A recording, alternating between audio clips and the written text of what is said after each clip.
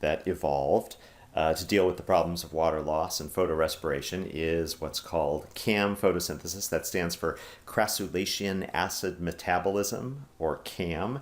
It was discovered in the family of plants called the Crassulacea, which are actually jade plants, which are pretty common house plants. You know, they have those big sort of fleshy leaves. But anyway, in 1892, it was discovered that they have a unique form of metabolism that helps them preserve water and deal with photorespiration. So the important thing in CAM photosynthesis that distinguishes it is that what we have here is temporal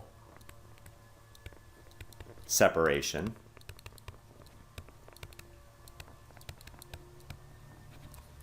of carbon fixing and Rubisco activity.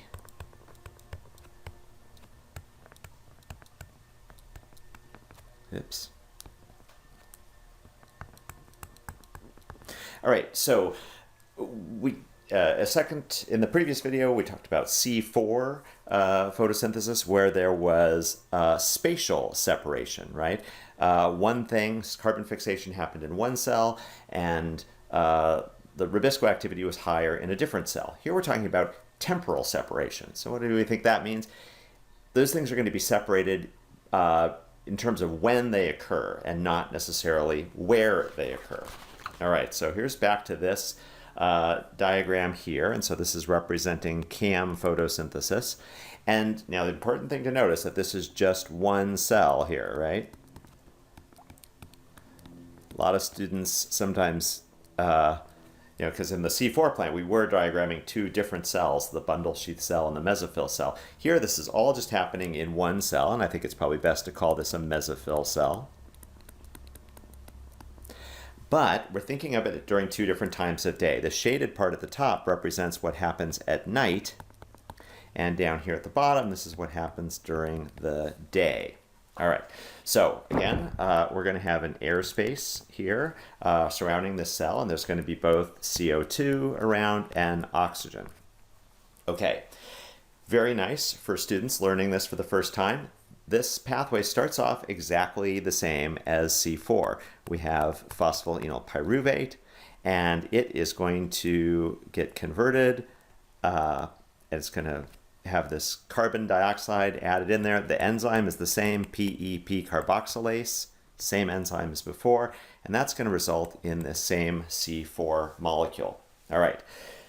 But something now has to happen that's different, because what has to happen is this C4 molecule is synthesized at night, but photosynthesis can really just happen during the day. So we have to have a way of storing it. And this gets stored in the vacuole that is very associated with plant cells. The largest the largest organelle in most plant cells is the vacuole. And so that C4 molecule is going to get stored here in the vacuole overnight. Okay, now here we are during the day. The sun is shining. The light reaction of photosynthesis is active. So we're making lots of NADPH and ATP with the light reaction. And this is where we're going to be able to synthesize sugar. So during the day, the C4 molecule is broken down into a C3 molecule and also into CO2. And that CO2 is going to go in here where the Calvin cycle is most active. Now, I would love to just do the same thing we did in our last diagram, which is just draw a nice little arrow going from this C3 molecule up to that this 3-carbon PEP carboxylase. But we can't do that. That's not what happens here. Instead, what happens is that some of the glucose that's produced as part of photosynthesis is going to be converted into a form which is very good for storage, which is starch. So these cells take in CO2, they make glucose, that gets converted into starch, and then that gets stored. And then at night, through a series of reactions, that starch is going to get broken down to release that PEP carboxylase. A lot of people ask, oh, what happens to this little leftover C3 molecule that we have here? You know, this is basically a small carbohydrate, right? It is a molecule that's useful to the plant in lots of ways. It could go into mitochondria and be broken down for making ATP. It could get incorporated into other things. It's not wasted or anything. It is just not that molecule that is used to regenerate the PEP that we need at night to fix carbon. So again, here what we have is carbon fixation happening at night. And then we have the Calvin cycle happening during the day. And because carbon fixation is still done by the PEP carboxylase enzyme, that means that we still have this selectivity where we're pulling in CO2 selectively. It doesn't matter how much oxygen is in that airspace. We're going to not have as much problem with photorespiration. And what this means is that these plants, they have their stomata open at night, so they have a lot of gas exchange then. They're selectively pulling in CO2. And then during the day, they can keep their stomata closed for longer. Oxygen levels are definitely going to build up in that airspace. However, it's not a problem because they have all of this stored CO2 from the night before. And so this makes them very water efficient. They can spend more time with their stomata closed. And we can add them to our comparison here, right? We have our C3 plant, our C4 plant, and now a CAM plant is going to use even less water. This is just 50 mils of water for each gram of carbon that's fixed, right? So we're still losing some water. That's inevitable. But these plants can spend a lot more time with their stomata closed and really limit that water loss. Now, not surprisingly, CAM plants are plants that we associate with being very good at living in dry environments. So cactuses are an example of CAM plants. Interestingly, pineapples, which grow in very hot places but also very humid places, are also CAM plants. And then succulents are very popular today for decor and perhaps even jewelry. And these are examples of CAM plants as well. Now, just to go back to look at these two things side by side, we have over here C4, and over here we have CAM. And a cat just walked in, so let me get rid of the cat.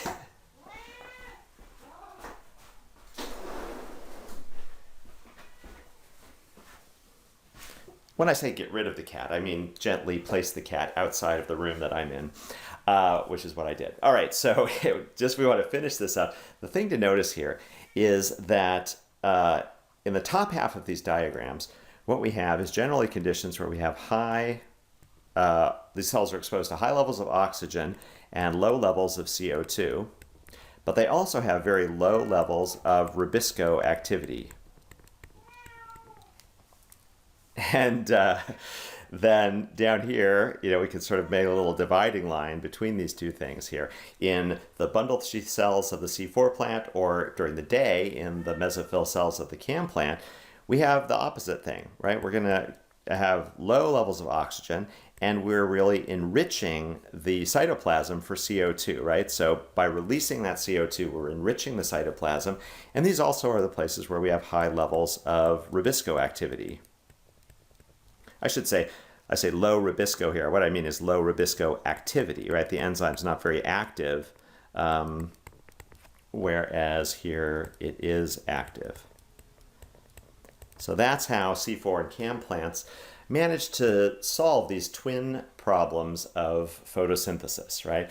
By selectively pulling in CO2, they can keep their stomata closed longer, limiting water loss, and also help to avoid some of the photorespiration, which can result in a loss of fixed carbon. Now, you probably won't be too surprised to see here that in these cartoons that we started off with, right? The top one I told you represented C3, the middle one here represents C4, and the bottom one represents CAM photosynthesis. I'll let you look at these a little bit, and when you do the quiz at the end of this module, you're going to be asked to identify what some of the things in this pathway represent, or in these drawings represent. But you can see here in the factory that represents CAM, that's the one where our worker is the most comfortable and the most efficient in terms of reducing waste and maintaining her own environment in a comfortable way.